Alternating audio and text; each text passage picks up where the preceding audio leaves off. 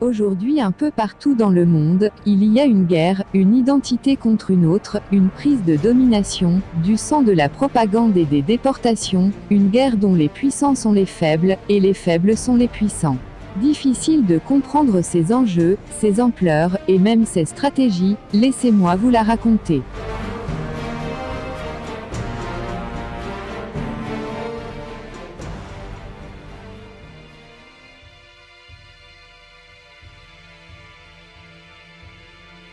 Dans le monde, il y a plusieurs ethnies différentes, des Asiatiques, des Européens, des États-Uniens, d'Amérique latine, des Africains, mais aussi des Juifs. La particularité de cette ethnie est que le Juif voulait à tout prix survivre. En effet, ce peuple sans pays et sans frontières dans le temps tient forte de la promesse divine que jamais le peuple d'Israël ne disparaîtra de la terre. Pour cela, il était urgent de s'attaquer à l'unique menace de tous les temps, l'assimilation. D'ailleurs, une volonté qui déstabilisera le monde est aussi à la page, le nationalisme juif, autrement dit, la volonté d'un pays pour le peuple juif, appelé tout simplement le sionisme. Ce peuple qui acquiert, à force de travail et de solidarité dans sa communauté, plusieurs structures juives différentes comme l'Agence juive.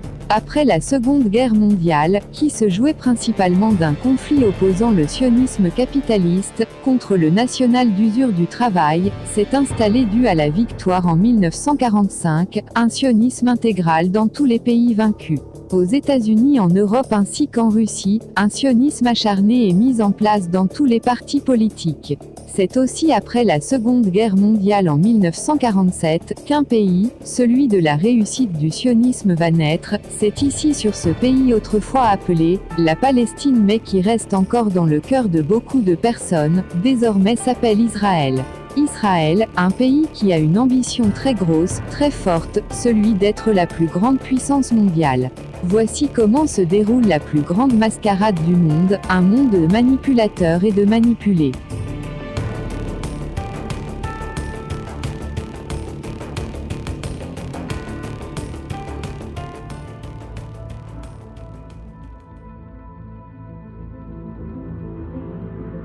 Pendant des siècles, les Juifs ont été des personnes de deuxième zone, dans des pays où ils étaient tolérés, mais qui ne leur appartenaient pas. L'argent, la solidarité, et des structures qui appuieraient la communauté, étaient les seuls critères qui maintiendraient leur sécurité. L'insécurité était le fait d'être en minorité, moins d'1% de la population et la raison du manque d'effectifs pour être un peuple de vainqueurs, mais surtout il y a une ambition, un pays. Pendant que nos pays ont un système de hiérarchie organisé, comme l'État, des ministres, des mairies, des policiers ainsi que l'armée, le peuple n'a que le vote pour se lier à son pays. Les Juifs, eux, ont un système de hiérarchie beaucoup plus solidaire et investi, et c'est cela qui va faire sa puissance. Aussi ingénieux qu'il soit, une structure va être mise en place. Né en Angleterre dans les premières années du XVIIIe siècle, et très peu connu, et pour cause, la discrétion et le secret foudroient cette sorte de secte. La franc-maçonnerie, officiellement d'origine protestante mais concrètement d'origine et d'action juif. Mise en parallèle de la société, elle tente de recruter des personnes, qui sans être de confession juive, les maintient dans un objectif bien précis. Une société qui ne voit ni race ni religion serait le seul moyen pour que le juif ait sa place. 1789 était l'accomplissement de la première étape. Le Christ et le roi ne doivent plus diriger la France.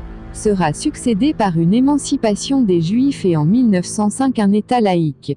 À partir de là, tout en crescendo, des juifs vont réussir à accomplir un travail qui changera la face du monde à jamais.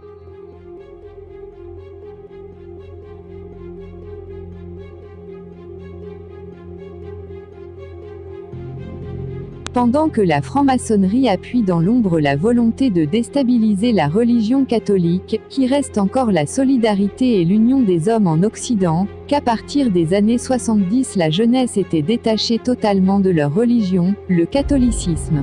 À partir de ce moment-là, est apparu des hommes politiques, des essayistes, des comédiens, et tout un ensemble du monde médiatique de confession juive, qui tentait d'apporter une apparence de soutien dans le monde africain.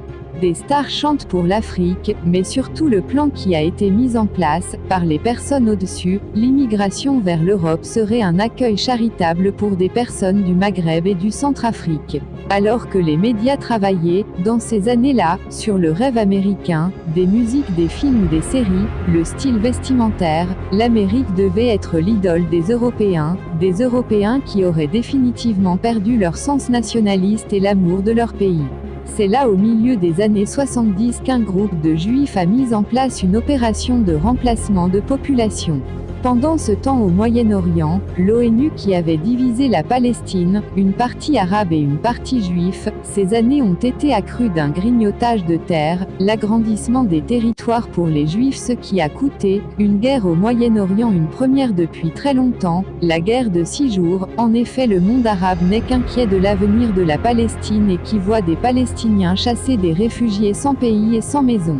Elle aurait éclaté à la suite du blocus du détroit de Tiran aux navires israéliens par l'Égypte le 23 mai 1967. La guerre des 6 jours s'est déroulée du lundi 5 au samedi 10 juin 1967 et opposa Israël à l'Égypte, la Jordanie et la Syrie. C'est par la suite qu'Israël agrandira son territoire, et des réfugiés palestiniens iront vivre au Liban, en Jordanie et en Syrie. Mais surtout avant la guerre de 6 jours décrétée par l'ONU en 1948, 750 000 à 800 000 Palestiniens prennent la route de l'exil. Des camps de réfugiés sont construits en urgence en Cisjordanie, dans la bande de Gaza. Une agence de l'ONU chargée de l'assistance aux réfugiés est créée, l'UNRWA. Il est évident que le vote de l'ONU qui s'est déroulé pour diviser la Palestine, et l'armement d'Israël ont été encouragés par des Juifs d'Europe et des États-Unis placés dans la politique, et les médias ont influencé et manipulé les non-juifs du monde occidental, de façon à agir dans leur intérêt. Mais voilà comment cette influence se déroule.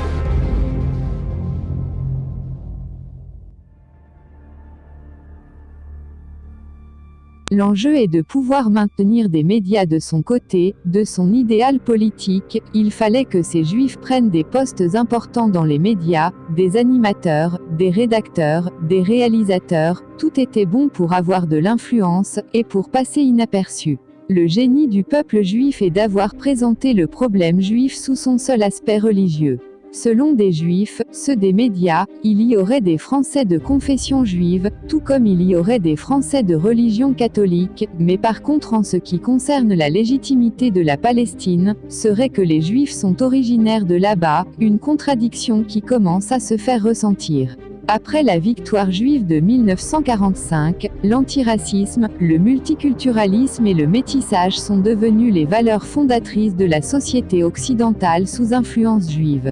Le français, ce blanc chrétien et latin, ne doit plus voir le français comme tel. Il y aurait désormais des Français divers dans un pays multiethnique. Beaucoup de Français ont accepté cette fausse utopie, le reste sont vivement traités de racistes. Pourtant ce groupe de Juifs continue leur travail. Le plan, un grand Israël, une première puissance mondiale, et des pays y seront soumis. Comme les États-Unis et l'Europe, voici le plan qui s'est mis en place. 2006. Alors que les Français ont voté en faveur du non, les frontières ont tout de même été enlevées, et ceci dans toute l'Union européenne, pendant qu'un travail sur l'immigration massive est mis en place. Ces nouveaux immigrés peuvent se déplacer librement dans chaque pays, ce qui facilite le grand remplacement. Des sionistes qui veulent une Europe composée de métis. En effet, les autochtones sont vivement conseillés à se métisser, les médias en jouent un rôle principal. Et si les lois seraient décidées par Israël? Simple démonstration, l'influence d'Israël et des Juifs aux États-Unis est très loin d'être un fantasme. L'influence de l'AIPAC est une preuve indéniable, mais aussi qu'Israël disposerait de centaines de milliers de Sayanim, des hommes de confession juive souvent liés au Bina Ivrit, des francs-maçons uniquement composés de Juifs, qui seraient des hommes politiques du monde médiatique et d'autres branches de responsabilité en France et dans les pays occidentaux, qui en réalité travaillerait pour les intérêts israéliens. Pour faciliter l'agrandissement d'une politique commune, le TAFTA et le TISA soumet l'Europe aux lois des États-Unis, lui-même influencé par Israël. Le réseau franc-maçon influencerait la musique, l'art, les films, qui influencent la vision du multiculturalisme et de l'antinationalisme. Un réseau est mis en place. La destruction des nations libres, dirigée par les autochtones, est désormais terminée. Pour appuyer la démonstration d'Israël, qui influencerait le monde, voici une nouvelle information. En août 2017, les autorités libyennes ont arrêté un dirigeant de l'ISIS, alias Daesh, alias État islamique, qui a avoué être un officier israélien du Mossad. Selon les responsables, cet espion du Mossad, Benjamin Ephraim, se donnait comme nom Abou Hafs chez les terroristes, et selon le parti antisioniste, il est passé de simple imam jusqu'à former un petit groupe de Daesh indépendants. Évidemment, ces groupes de terroristes n'auront jamais l'intention de s'opposer à Israël, en revanche il sert à déstabiliser les pays autour, de façon à détruire totalement la religion musulmane au Moyen-Orient.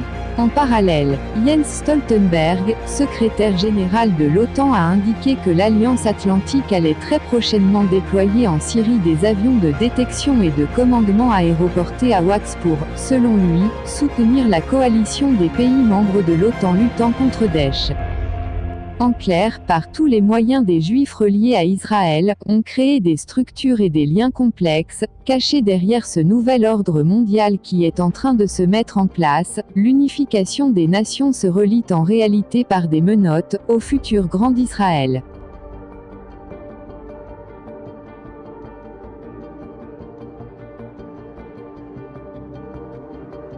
Depuis tout temps, des civilisations ont tenté de dominer le monde, mais la particularité de cette prise de domination est qu'elle agit indirectement et de façon cachée. Le mensonge, le leurre, tout est bon pour que la plupart des gens ne se rendent compte de rien.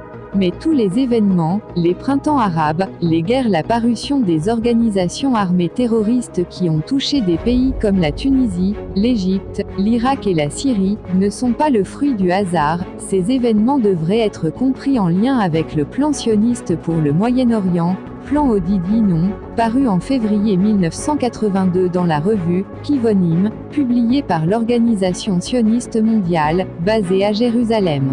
Qui peut encore douter d'un complot mondial qu'un groupe de Juifs agit en faveur d'Israël?